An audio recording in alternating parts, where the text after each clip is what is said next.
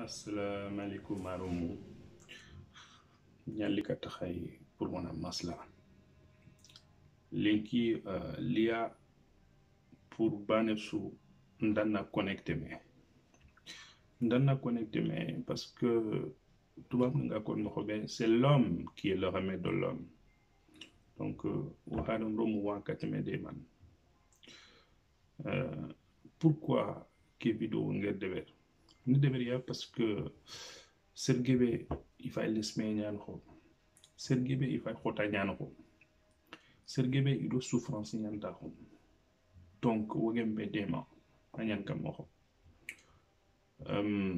c'est très important on a médément parce que souffrance xota ñaan donc même dans la religion musulmane itiwo silamini on est des frères et sœurs donc on a pas médément te hanamare mais Allah demande de plusieurs façons moxgebe Allah demande khalisi Allah demande digantire conseil parce que faran kenya ko sallallahu alaihi wasallam nanti digantire sadaqa ñaan donc ay hanamare men ki lunta xondi donc maromu linki ngamul nanti fumbe kama ken souffrance yam parce que sergebe ir ko ngandan ima ko ngandan ikilu mata no xota ñaan ko une difficulté ñaan ko donc cette vidéo il faut qu'on regarde c'est une vidéo vraiment pour tranquilliser les esprits c'est une vidéo vraiment paisible tranquille pour bane sugado anna trink anna méditer anna simaka masiri sergeben souffrance ñana ko te ken souffrance yoguni iman kinyandu pourquoi katinga ke nga cause ni ku kon hana wara me souffrance anyim ni kinyandu kam ko ado ambakano ko kam ko pas histoire yo ga raconter ken histoire c'est au temps du Bouddha ya khare yogan rembane bana nyima machallah remme kan mulla surtout sara do remme la khadwi ki bega non c'est to mesurer anna tutuni manga mesurer ki ñaxare Allah ko sere meki wut bak ma xare meki bon ya xare ki anya lesme no ay solution mo ak ko xamkat ken ci faaren ko xama ala gere meliti duna donc question qui pose solo be ligé no i dakat Buddha tuana xoreyan ana dakatay ak safaren ma la solution ma adakat Buddha donc Buddha tuana nyan ya xare ki giri katay ati kerem banani ma mashallah yirem mulla ala route baki ma igem ko dara ni lere Buddha ti wi la solution ngi ma mais Buddha an mulina ya xare ki xaramundu foyoga ina famu ati ya xare ki contandi Buddha gel ke solution yi ma at mais pour que solution ina apporter il faut que en kana foi de ber il faut que nanda kabe seregem dem kalle anna se mutno andanari ina le militanda ya xare ke giri ari top lo ndak ka soanaru gana ana trindinde est-ce qu'il a essayé moteur inatio ana lik deuxième question qui est posée ana est-ce que c'est dem kalle oui yoguniti ni fab yoguniti ni kisim yoguniti ni xokne etc ya xare kena bok ana katan kundum gararo kasu ina i du ngeen segi ana semut mais gana question filande que poser est-ce que c'est dem kaler ina oui c'est dem kal ari kat Buddha atiki lesme ignaro kasu ina c'est dem kal Buddha effectivement ina mul ina qarawmut kiya anken dang anke nga xare anken dang ambanan souffrance noko angro kadu kubeni bana sugado adi souffrance ya fatta bana sugado sere karanda donc ke nga sen man ma an ko no ya nat souffrance hada pre mesu aga beren dunan ko en souffrir na donc souffrance c'est naturel c'est universel ken c'est le point de départ pour qu'on a libérer souffrance ana ko nan tan ban kitan ay suru tan kitan ça c'est très important mais na ke man ko ça suffit pas pour que souffrance qui en a kata maîtriser.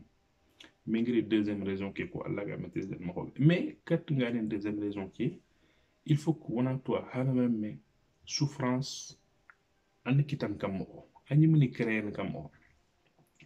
Allah souffrance créer, en ani, en acceptant Allah le couteau.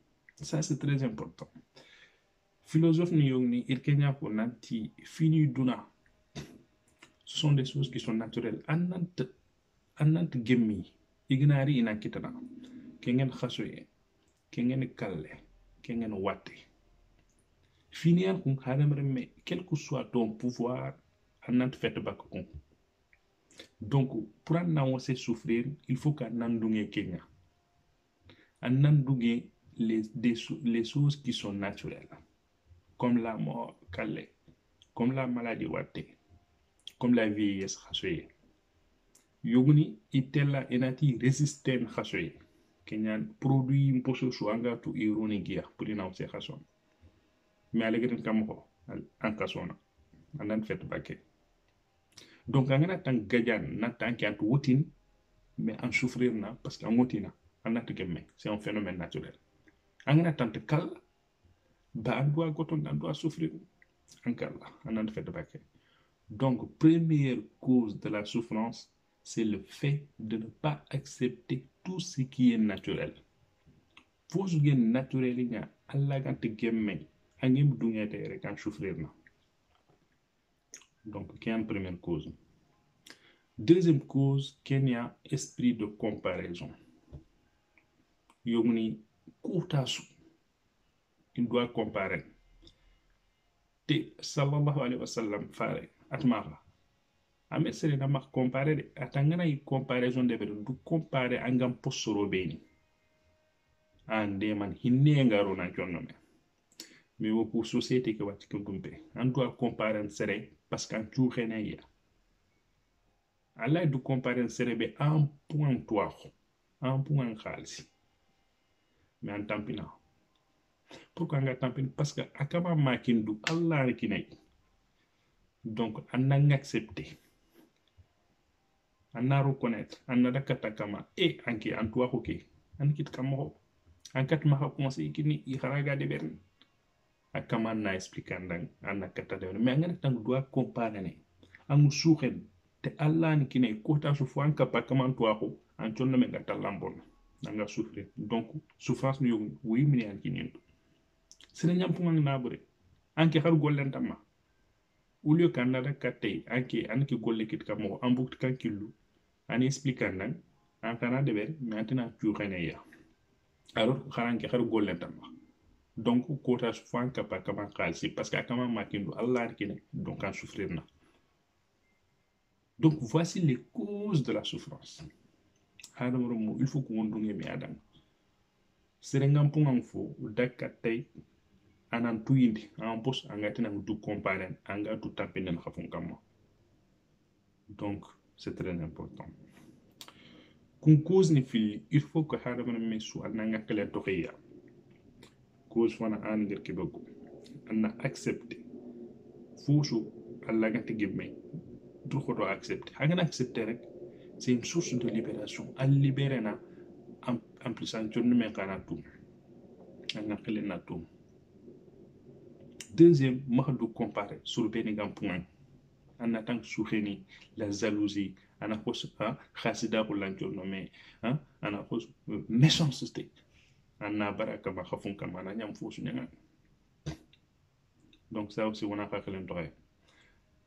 Pour que kuntu en a tout pour identifier les causes de la souffrance, loi yogi la loi de l'attraction. Mais c'est une loi très importante. Hadam remesu en a quelque loi tout. La loi de l'attraction. Atman. Les mêmes causes produisent les mêmes effets. La causalité. Angat moulanga souffrir, il faut qu'en a toi, faut souga souffrance l'étin. Itangana ke de beran kia ritin. Angana ke de beran kia sobo. Donc cause qui est identifiée pour sobo bu kena osenyan. Grâce sobo bu ken souffrance nya. Angana bar accepter dans souffrance arrêter. Donc accepter. Qui loi, c'est une loi qu'on Allah applique un domaine. Allah applique un domaine. Il tangana beaucoup de kille ando jerun to nyangom. Mais wax beaucoup de kille. Ça, ça, c'est-à-dire il faut méditer. Une personne intelligente, c'est intelligence. En fait, c'est dans l'université, pas un diplôme. Non, une personne intelligente, c'est une personne qui réfléchit sur les paroles, sur les actes. An hadam remebe gasimen diga mon kam gasimen acte kama nyangolo. Kenyan une personne intelligente. Donc maromo nyamun na kenya partager. Oy mur alla mak alla ganna selu so anga souffrance yana ko alla ganna mbegay. Mais pour alla nandema il faut kan kenyim anya acte ne deber. Anna nyangolo deber. Et puis discute également. Gana yakkan mak. Gana kini mak. Wal sere mak aragan conseil andana masla. Parce que duna wonte expérience, wonte toi. Enfin, individualisme banafu ala labana nafa. Donc nani la kon get digame be job l'homme est le remède de l'homme. Wankat me jaran. Mais pour mon médiar wala pour nanjar il faut na toi watele gana. Et pour natu il faut qu'on masla. On a un échange na katatu. Merci beaucoup. Allah gana jomna. Et bon week-end.